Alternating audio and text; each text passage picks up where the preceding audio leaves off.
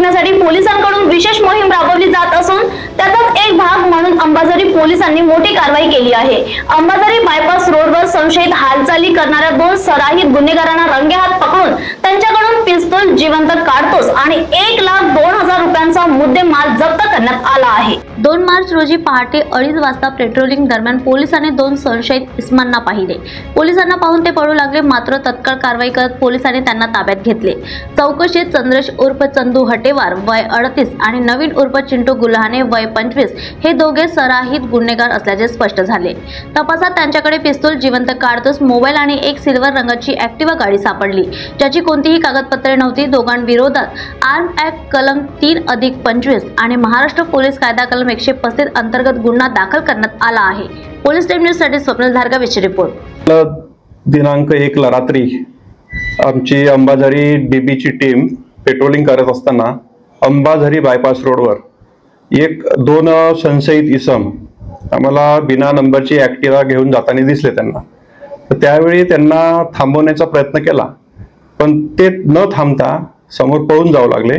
त्यामुळे आमच्या डीबी टीमने त्यांचा पाठलाग करून त्यांना पकडले।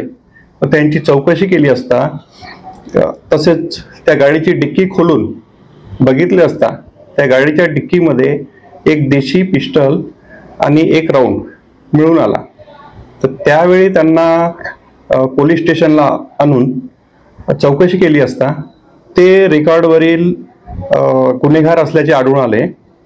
त्यांचे नाव चंदू किसन हट्टेवार, हे राहणार आहेत पांढरापुडी एरियातले।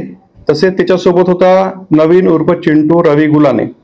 यांच्यावर वेगवेगळ्या प्रकारचे बॉडी ऑफेन्सेस दाखल आहेत, शरीराविरुद्धचे गुन्हे आणि एक्स्टॉर्शनचे गुन्हे, तसेच विना परवाना शस्त्र बाळगण्याचे गुन्हे दाखल आहेत त्यांच्यावर। तर आता यांनी शस्त्र कशासाठी आणले होते आणि कोणाकडून आणले होते त्यांचा पोलीस तपास करीत आहेत।